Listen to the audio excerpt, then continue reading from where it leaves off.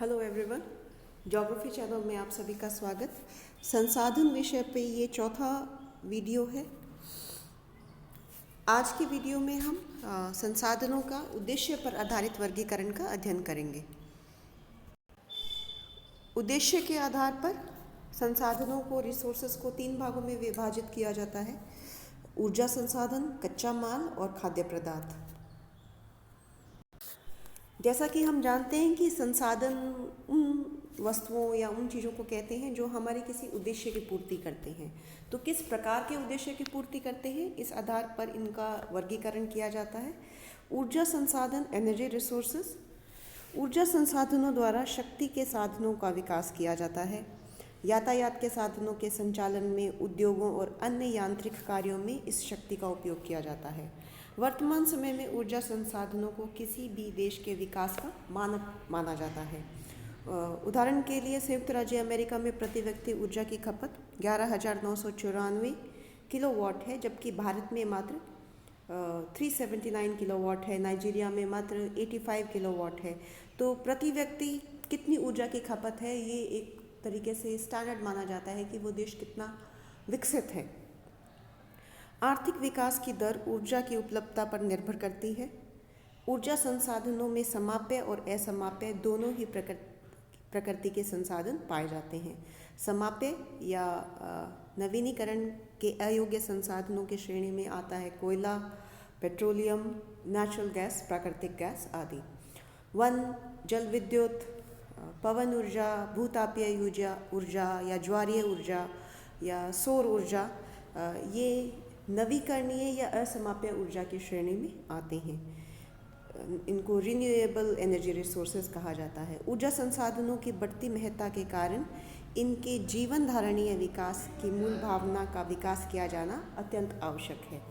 इस हेतु उपयुक्त प्रौद्योगिकी का विकास किया जाना अनिवार्य प्रतीत होता है। दूसरे प्रकार के संसाधन ऊर्जा के आधार पर हैं कच्चा माल। कच्चा माल औद्योगिक विकास का प्रमुख आधार होता है। ये भी 3 प्रकार के में ये ऑब्वियसली ये सभी बायोटिक रिसोर्सेज मेनली बायोटिक होते हैं।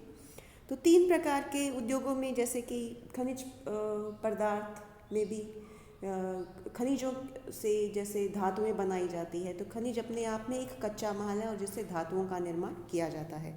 तो पहला कच्चा माल का प्रकार है खनिज पदार्थ। मिनरल्स भूगर्भ से खोद कर निकाले गए पदार्थ इस श्रेणी में आते हैं। इसमें लो अयस्क, सभी प्रकार के अयस्क, अलोह अयस्क धातुएं, गंधक, नमक, चूना पत्थर, चीका, बालू, इमारती पत्थर आदि अनेक मिश्रित धातुएं भी इसके अलावा मतलब जो हम खनिज निकालते हैं वो सभी इसमें इंक्लूडेड हैं। देन विभिन्न प्रकार की वनस्पतियाँ, वेजिटेशन। प्राकृतिक वनस्पति से प्राप्त प्रमुख और गौण उपजें इस श्रेणी में आती हैं। इसमें लकड़ी, रेशेदार उत्पादन, गोंद, रबर, तेल, बीज, छालें, कॉर्क, शैवाल, बहुत सारी मेडिसिनल प्रयोग में लाई जाने वाली जड़ी बूटियाँ, छालें, पत्ते आदि अनेक प्रकार के कृषि उत्पादन, सभी प्रकार के जो कृषि उत्पादन हैं वो इसमें सम्मिलित हैं। वो सभी मोस्टली किसी न किसी प्रकार के रॉ मटेरियल का काम करते हैं। जैसे शुगर केन से चीनी बनती है, कॉटन कपास से कपड़ा बनता है, गेहूँ से फिर आटा, ब्रेड, बिस्किट आदि तैयार किए जाते हैं। देन कम्स एनिमल्स यानी कि पशुओं को भी कच्चे माल की श्रेणी में रखते हैं। पशु से कच्चे माल के रूप में खालें, सींग, तेल, चर्बी, मीट, ऊन, बाल, रेशम, हड्डियाँ प्राप्त होती हैं। ये उत्पादन जंगली, सामूहिक और पालतू पशुओं से प्राप्त किए जाते हैं।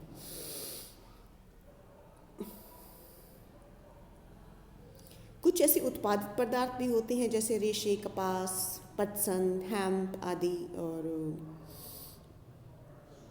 बागानी रबर, तिलहन, बीज, इत्र आदि निकालने के लिए फूल आदि इस प्रकार के पदार्थों में सम्मिलित हैं। तो ये है कच्चा माल, जिनसे कि इंडस्ट्रीज़ में यानी कि उद्योगों में किसी और प्रकार की वस्तु का निर्माण किया जाता है। Then the third category is food stuff यानी कि खाद्य पदार्थ। मनुष्य प्राचीन काल से खाद्य संग्रहक रहा है। खाद्य पदार्थ मुख्य रूप से 3 प्रकार के संसाधनों से प्राप्त किए जाते हैं। खनिज से, जैसे कि हमारी भोजन का एक अभिन्न अंग नमक, ये चट्टानों से प्राप्त किया जाता है। इसके अलावा खाद्य पदार्थ वनस्पति से प्राप्त किए जाते हैं। हमारी भोजन का एक बहुत बड़ा हिस्सा वनस्पतियों से प्राप्त किया जाता है, जैसे चावल है, गेहूँ है, विभिन्न प्रकार के फल हैं, विभिन्न प्रकार की वेजिटेबल्स हैं, सब्जियां हैं, कंदमूल हैं, ये सभी वनस्पति, मशरूम हैं, ये सभी वनस्पतियों से प्राप्त किए जाते हैं।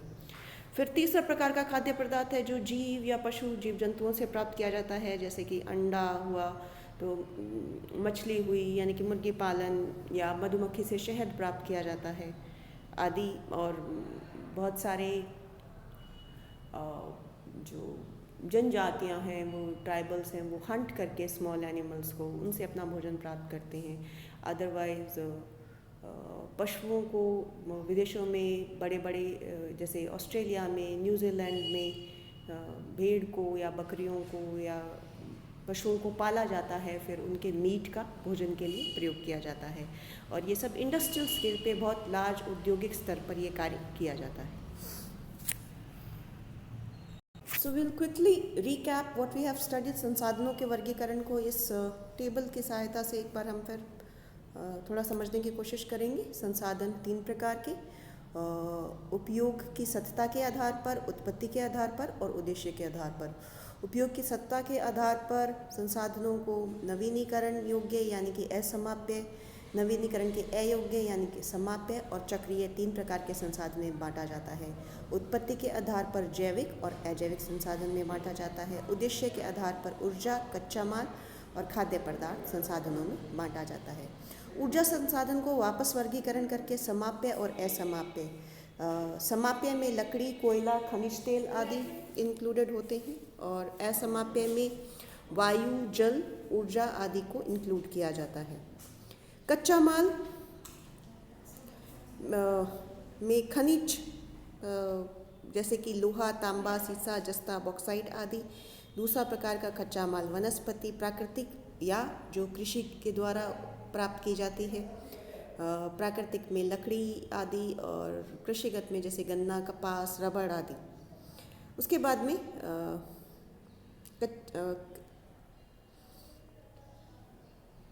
खनिज, वनस्पति, पशु, जीव जंतु, ये भी खाद्य पदार्थ हैं। खनिज, जो खाद्य पदार्थ हमें खनिज से प्राप्त होता है, उदाहरण है नमक।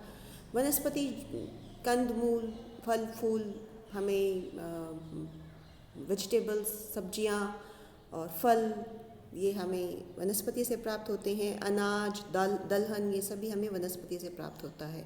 फिर जो पशुओं और जीव जंतुओं से प्राप्त किया जाता है। तो ये था संसाधनों का वर्गीकरण, एक टेबल के रूप में यहाँ पर दर्शाया गया था। जिमरमैन ने रिसोर्सेज को क्लासिफाई किया है, और जिमरमैन ने संसाधनों को 3 भागों में विभक्त किया है। नव्यकरणीयता के आधार पर, on the basis of renewability, प्राप्ति के आधार पर वो कैसे, अवेलेबिलिटी उनकी कैसी है, और एक अन्य उन्होंने तीसरा आधार माना है। इस टेबल को भी हम देखेंगे। संसाधन नव्यकरणीयता के आधार पर 3 प्रकार के होते हैं: परिवर्तनीय, अपरिवर्तनीय और अक्षय संसाधन। परिवर्तनीय संसाधन वापस उत्पादन, जैसे जिसके उत्पादक भूमि, जल, वन्य जीव, वन, मछलियाँ आदि। अपरिवर्तनीय, ये जैसे कि जल, वायु, मृदा, संचित संसाधन, कोयला, खनिज, पेट्रोलियम। न्यून पूर्ण शोषित संसाधन, गंधक, टिन, विस्फोट। प्राप्ति के आधार पर सर्वसुलभ, सामान्य सुलभ, विरल और एकल में बिखरे हुए। सर्वसुलभ जैसे कि जल, वायु, मृदा, ये हर कहीं पर उपलब्ध हैं। सामान्य सुलभ जैसे कि बहुत मुश्किल से नहीं मिल जाते हैं, सामान्य सुलभता से मिल जाते हैं, जैसे कृषि योग्य भूमि, मृदा और चारागाह। विरल और एकल, बिखरे हुए, हर कहीं पे नहीं मिलते, ये एक स्थान विशेषों में ही प्राप्त होते हैं, जैसे कि सोना, चांदी, पेट्रोलियम, कोयला, ये जहाँ पर पृथ्वी के अंदर उपलब्ध हैं। बहुत कम स्थान हैं जहाँ पर ये उपलब्ध पाए जाते हैं। तो ये था जिमर के द्वारा दिया गया क्लासिफिकेशन। नेक्स्ट वीडियो में हम अध्ययन करेंगे रिसोर्सेज यानी कि संसाधन और पर्यावरण के मध्य अंतर संबंध। Thank you.